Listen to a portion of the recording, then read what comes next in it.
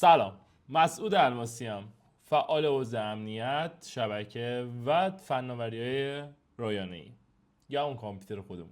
این چند وقت خیلی یه موضوعی باب شده و خیلی دوست داشتم راجع به چیز جذاب، این ابزار جذابی که اومده صحبت کنم. و چون دیدم توی بالا سوشال و توی این کسایی که دوره میفروشن و دوره برگزار میکنن، خیلی دارن این ابزار رو به عنوان یک زبان برنامه‌نویسی یا یک راه درآمدی معرفی میکنن و دارن دورهاشو به یه مبلغای خیلی بالایی میفروشن. موردی که میخوام باهاتون صحبت کنم و تو این دوره به صورت ویدیوهای کوچیک کوچیک 10 دقیقه سعی میکنم بیشتر از 10 دقیقه نشه با هم صحبت کنیم و یادش بگیریم. N8N رو بذاریم کنار. من یه چیزی راجع به یه ذره برگردیم به یه چند سال پیش که ما هوش مصنوعی توی جامعه و توی کار ما دخیل نبود، اصلا هوش مصنوعی وجود نداشت. تا قبل از این ما هر کاری که میخواستیم بکنیم یا ریسرچ میکردیم یا خودمون انجام میدادیم و این موضوع باعث میشد که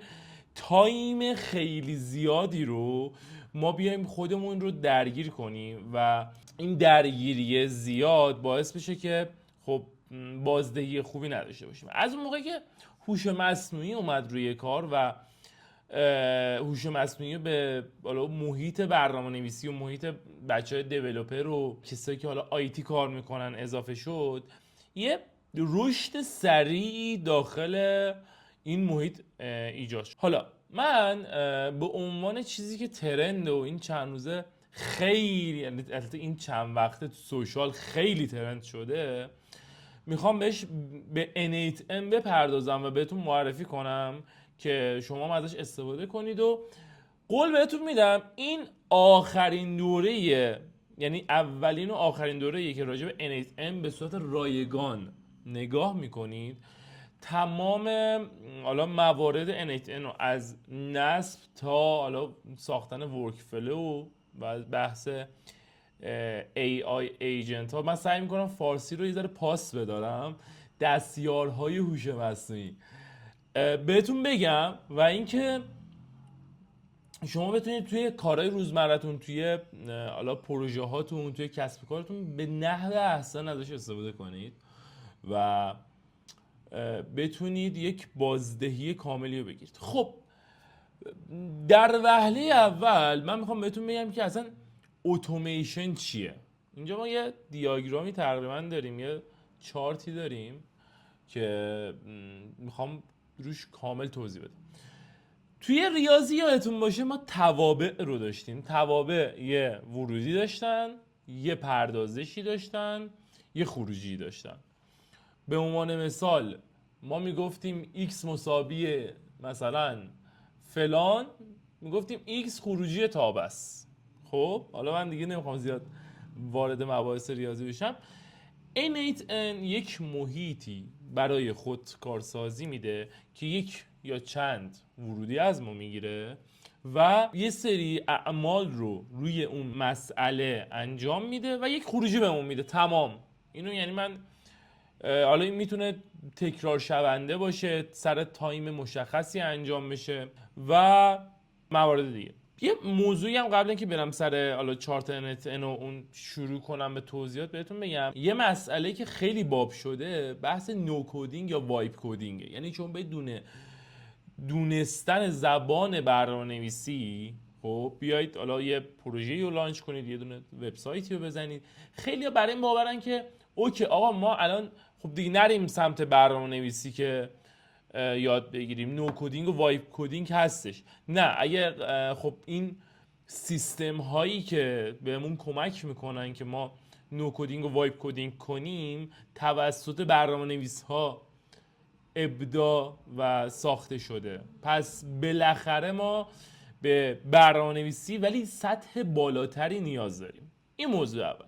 خیلی وقت N8N هستش ولی هولوش فکر کنم یه 6 7 ماهیه که خیلی ترند شده و خیلی از کسب و کارها دارن استفاده میکنن توی حالا بحث انجمن خودشون و بحث گیتاب و بحث پرسش پاسخشون. خودشون اصلا در عجبن که آقا چرا ما انقدر یهو ترند شدیم و یهو ترکوندیم و یهو مثلا بولد شدیم. همونطور که میبینید N8N یه محیطی داره که بهش میگن ورک فلو، یعنی محیط کاری که توش شما یه سری ورودی دارید، یه سری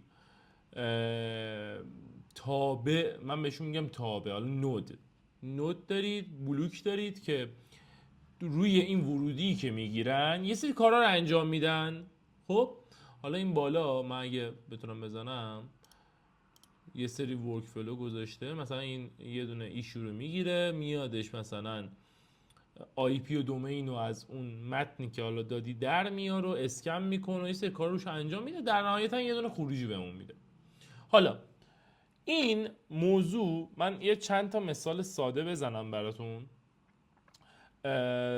ما میتونیم بگیم بهش هر 5 دقیقه بیا قیمت دلار رو واسه ما در بیار، در صورتی که قیمت دلار از 100,000 تومان اومده بود پایین‌تر به ما اطلاع بده. حالا این اطلاع رسانی میتونه از تلگرام باشه، ایمیل باشه و هر چیز دیگه باشه، یا خیلی چیزای دیگه، یا بیا مثلا لیست ایمیل های من رو هر روز چک کن، اگر از سمت فلانی و فلانی و فلانی ایمیل داشتم به من اطلاع بده. من دیگه هر روز نرم کلی ایمیل رو چک کنم و خیلی کارهای دیگه حتی باش میشه کرد. باش میشه ربات تلگرام نوشت، باش میشه قشنگ اومد یه سیستم کامل رو نوشت و انجام داد. من سعی میکنم تو این آموزش خیلی به صورت پروژه محور جلو برم. حالا بعد از اینکه حالا خود N8N رو یک بار روی لوکال، یک بار روی حالا سرور نصب کردین، ترجیح من نصب این سیستم روی سروره، چون به خاطر حالا تحریمایی که ما هستیم و بحث برق و بحث استهلاک سیستمتون، ما نمیتونیم همیشه روی سیستممون این رو نصب داشته باشیم و همیشه سیستممون بالا باشه و مثلا ما ممکنه بگیم آقا هر 5 دقیقه بیا یه موضوعی رو چک کن و یه کاری برای ما انجام بده. خب این عملا روی سیستم خونگی و یه سیستم که هم نتش در اون، یعنی اینترنتش و پهنای باندش در اون حدی نیستش که ما بخوایم یه سری کار رو انجام بدیم، مثلا یک ویدیویی 1 گیگی رو دانلود کنه، تحلیل کنه و آپلود کنه روی یوتیوب.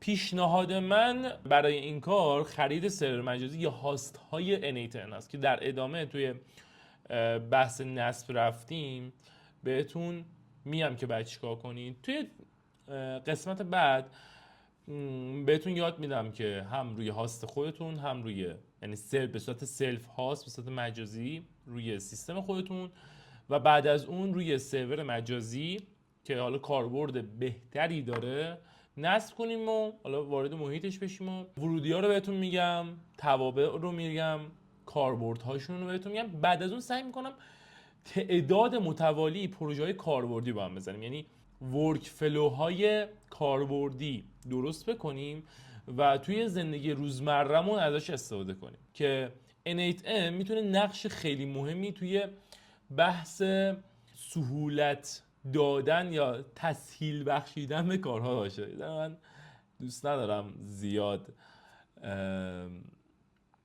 ادبی صحبت کنم، دوست دارم همون کلیشه‌ای صحبت کنم که شما راحت بشین توی این آموزش، توی این دوره. البته من میتونم بگم مینی دوره بهتره، یه ذره مینی دوره به این داستان میگم، چون اگه دوره یک حجم زیادی از اطلاعات رو در بر میگیره و این دوره فکر نمی کنم چون فقط مختص N8N هست و من بهتون قول میدم این دوره اولین و آخرین دوره‌ایه که شما راجع به N8N و هوشمندسازی و خودکارسازی و اینجور مسائل دارید نگاه میکنید. خب کلیت کار همینه. من حالا اگه گت استارت رو بزنید،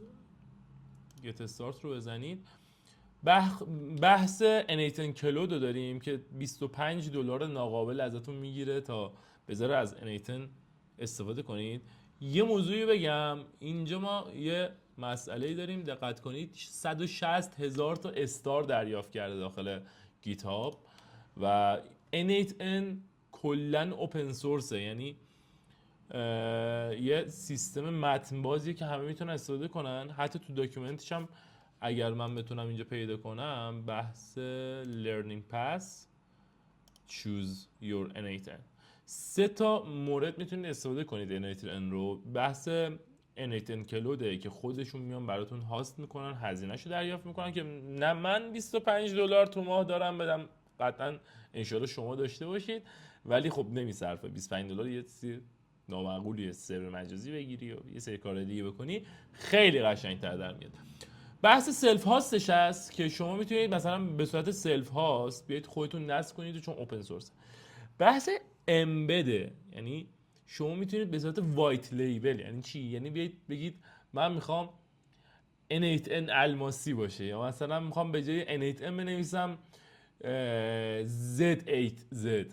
خب بحث وایت لیبل کردن و دیولپش هست که با این موضوع کلا کاری نداریم. من بیشتر روی بحث سلف هاست و مخصوصا داکر، چون داکرایز کردن و یعنی این سیستم مثل داکرایزه، شما میتونید با داکر کامل نصبش کنید، یعنی با کلا 2 یا 3 تا خط فرمان کامنت میتونید، حالا کامنت بعضی الان میان بهم گیر میدن میگن چرا نمیگی کامنت، حالا کامنت بدونید سریع نصبش کنی و کارا رو انجام بدی بیاد بالا. خب بریم سراغ قسمت بعدی، این N8N رو نصب کنیم و یه سری مسائل رو توش انجام بدیم. من مسعود الماسی ام، خیلی خوشحالم توی این آموزش تا اینجا من رو همراهی کردید. امیدوارم که دوره‌های بعد و آموزش‌های بعد خیلی براتون تاثیرگذار باشه. سعی میکنم دوره‌های خیلی با کیفیت تری و هم چه از نظر کوالیتی تصویر و صوت، چه از نظر حالا بحث دانشی براتون آماده کنم. یادتون نره کانال رو حتما ساب داشته باشین، با کامنت ها منو خوشحالم میکنید که بتونم انرژی بیشتری توی ادامه این روند مینی دوره ها داشته باشم. خیلی مخلصم.